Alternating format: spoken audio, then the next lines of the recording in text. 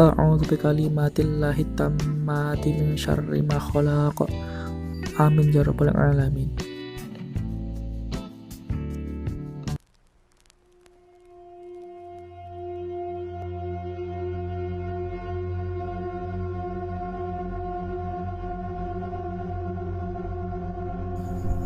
Katanya hal ini dilakukan agar Dodi bisa lebih tenang saja.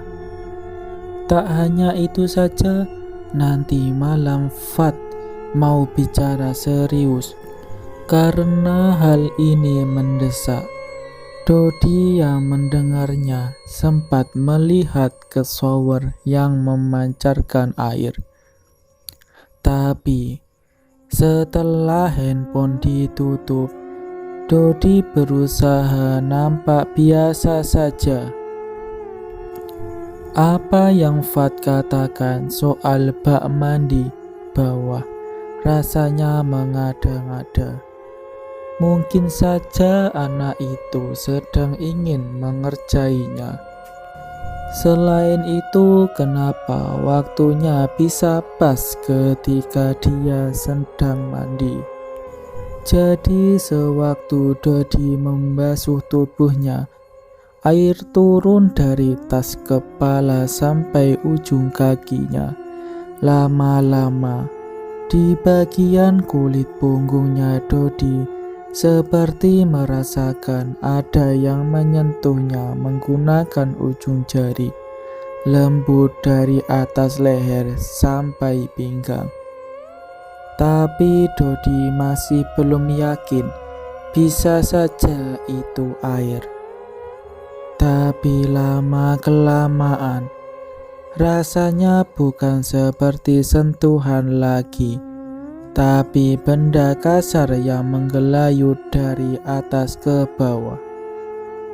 Dodi merasakan sentuhannya benar-benar mengganggu.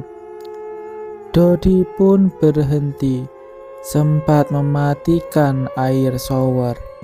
Namun, waktu dia menoleh, tidak ada siapapun di sana. Dodi pun menyelesaikan semuanya. Ia mengambil pakaian miliknya.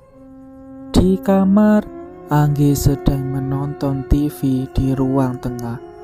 Hanya ada satu kamar tempat Dodi sedang membereskan pakaiannya. Ketika dia mau menyampirkan jas ke dokterannya, Dodi melihat ada yang aneh pada saku bagian bawahnya. Ia pun merogohnya dengan satu tangannya, dan ketika benda itu ditarik, Dodi termangu diam sebelum berteriak yang membuat Anggi sampai harus berlari datang. Di sana dia melihat Dodi melempar jas ke dokterannya. Sementara di atas ranjang ada segumpal rambut berwarna hitam putih. Mungkin karena terbawa emosi, Dodi bertanya, di mana dia boleh membakar rambut itu.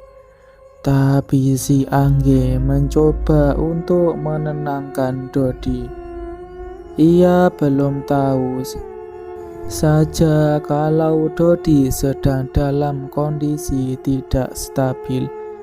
Jadi si Anggi mengambil gumpalan rambut itu dengan tangannya, membawanya ke belakang. Anggi menjelaskan rambut adalah bagian yang sakral, tidak boleh dibakar. Bahkan di Jawa, rambut itu bagian paling penting yang dimiliki manusia. Tak hanya itu saja, rambut dan gigi adalah dua bagian yang paling lama terurai di tanah. Anggi lebih setuju kalau Dodi menguburkannya. Setelah Anggi menguburkannya, Anggi mengajak Dodi kembali. Ia mau tahu apa yang membuat Dodi sampai harus mau tinggal di sini. Padahal dari jarak rumah sakit saja, tempat Dodi lebih dekat. Dodi mau bercerita, tapi tiba-tiba Angge keluar. Katanya HP-nya berbunyi. Dodi mengangguk. Ia lalu merebahkan sebentar tubuhnya di atas ranjang. Siapa yang menduga? Karena mungkin kelelahan, Dodi tiba-tiba sudah tertidur saja malam itu. Dodi baru terbangun sekitar pukul 2 dini hari. Wajahnya nampak kacau sekali. Sewaktu Dodi mengecek handphonenya di layar, dia melihat Fat sudah mencoba menghubungi lebih dari 5 kali, tapi sama sekali tidak tersambung. Dodi mencoba menelpon balik, tapi tidak diangkat. Di situ Dodi lalu teringat dengan Angge. Dia tidak tahu kemana anak itu.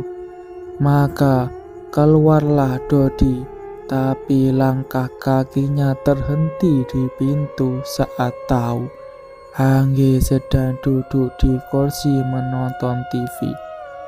Dodi pun urung memanggilnya. Dodi lalu kembali ke atas ranjang. Di sanalah baru ada chat masuk. Angge berkata kalau dia harus jaga malam. Tadi niat hati ingin membangunkan Dodi buat berpamitan, tapi tidak enak karena melihat Dodi seperti kelelahan. Angge sendiri koas beda rumah sakit dengan Dodi. Itulah alasan tempat mereka terpaut jauh. Seketika kaki Dodi merasa lemas.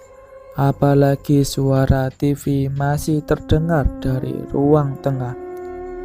Dodi hanya diam saja waktu itu. Badannya seperti mati rasa, menunggu entah apa yang bahkan di dalam kepalanya saja tidak terfikirkan apapun. Suara TV kemudian mati. Dodi melihat bayangan di bawah kursi dan waktu itu terlihat seperti ada yang berdiri di balik pintu. Dalam kondisi yang nyaris membuat Dodi tak dapat berkata apa-apa. Dodi melihat layar handphonenya. Fat menelpon dirinya. Fat sudah mau memaki, tapi Dodi lalu menceritakan kondisinya. Kemudian Fat bilang kepada Dodi untuk tenang, untuk santai saja, tidak perlu gerasak-gerusuk. Dia menyuruh Dodi sholat malam dulu, menenangkan hatinya. Fat juga memberitahu apa saja yang harus Dodi lakukan. Di sini Fat memberitahu Dodi ketika sholat agar khusyuk, karena hati yang seperti ini rawan sekali diganggu. Dodi pun menurut. Ia masuk kamar mandi, berwudu.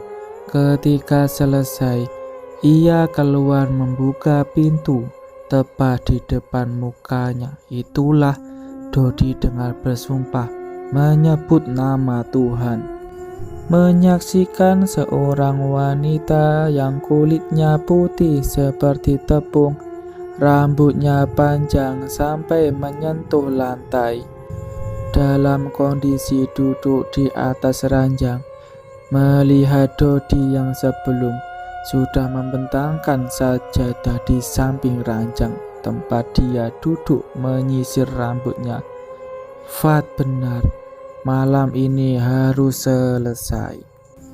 Dodi segera menuntaskannya, meski rasanya tak bisa kusuk, karena bagaimanapun hati Dodi masih terbayang wujudnya. Tapi ia mampu selesaikan setelah itu. Seperti yang dikatakan Fat, dia mengambil sapu membersihkan kamar itu sambil membaca apa yang Fat ajarkan. Ada beberapa helai rambut-rambut panjang pendek. Entah ada yang milik Dodi, atau Angge, atau sesuatu yang lain. Semua dibuntal di dalam kertas. Lalu Dodi menguburkannya ke halaman belakang. Tapi Dodi sempat tersentak sewaktu melihat ada seorang wanita tua sedang berdiri di sana. Wanita tua itu wanita yang sama yang Dodi temui di rumah sakit. Dia yang menarik-narik lengan Dodi. Wanita tua itu cuma berdiri, tidak menampakkan sewujud yang membuat Dodi takut. Setelahnya baru Dodi kembali. Ia tak lupa membasuh kedua kakinya. Habis itu, Dodi baru mencoba kembali tidur. Lalu bagaimana wujud wanita yang Dodi lihat? Dia duduk tepat di samping kepala Dodi, membelai rambutnya, terus membelai. Fat bilang keesokan pagi semuanya akan selesai. Tidak akan ada lagi yang mengikuti Dodi. Ketidakpercayaan yang awalnya memancing makhluk itu, kesialan yang sama sekali tidak pernah dirinya duga. Benar, keesokan pagi Dodi terbangun. Dia melihat Angge yang baru saja pulang dengan wajah lelah. Dodi tidak menceritakan perihal apapun. Pagi itu Dodi kembali ke kamar kosnya miliknya. Di atas ranjang miliknya, Dodi menemukan apa yang dikatakan oleh si Fat. Ada 3 putih kembang kandil. Dodi memunguti satu persatu, lalu menguburkannya. Setelah itu Dodi kembali pindah ke tempat kos yang baru. Kali ini dirinya sedikit merasa tenang. Kembang kandil itu adalah tanda bahwa Laiba melamarnya. Kalau Dodi membuangnya begitu saja, itu artinya dia menerimanya. Namun berbeda kalau dia menguburkannya, sebuah penolakan yang halus agar Laiba tidak lagi mengikuti dirinya. Pasca bertemu dengan Fat, dia menyampaikan ada nenek-nenek yang kemarin meninggal katanya sebelumnya. Sempat ada insiden dengan Dodi. Kebetulan ketika detik terakhir si nenek itu pergi, Fat diberitahu segumpal rambutnya diselipkan di saku jas dokternya. Kalau Dodi tahu, rambut itu seharusnya dia simpan, karena nenek itu seperti tahu ajalnya tiba dan cara terakhir yang bisa dia lakukan sebagai ucapan terima kasih diterima di rumah sakit ini adalah menemani Dodi dari Laiba. Tapi ya sudahlah, semua sudah selesai. Koas tas ini pun berakhir. Pada koas berikutnya, stas lain, suatu hari Dodi menemukan sehelai rambut lagi. Kali ini berwarna putih panjang. Dodi hanya diam saja sebelum menguburkannya di dalam tanah. Tidak apa-apa, karena manusia memang hidup berdampingan bersama mereka. Tamat. Untuk cerita sehelai rambut misterius dinyatakan selesai. Jin selalu dikaitkan dengan gangguan, mengganggu manusia atau bahkan menakut-nakuti. Padahal jin itu ada di kehidupan ini dengan memiliki status yang sama dengan manusia, yaitu sama-sama memiliki kewajiban beribadah dan menerima hukuman dari Allah. Sejatinya di antara jin ada yang suka mengganggu dan ada juga yang baik seperti jin muslim. Cara untuk berlindung dari gangguan jin yaitu hanya dengan rahmat Allah. Penjaga darinya adalah salah satu rahmat yang Allah berikan kepada umatnya. Terima kasih telah menyimak cerita horor pada channel Bengkel Horor. Jangan lupa subscribe supaya notifikasinya muncul kalau ada update. Saya pamit dulu dari channel Bengkel Horor. Wassalamualaikum warahmatullahi wabarakatuh.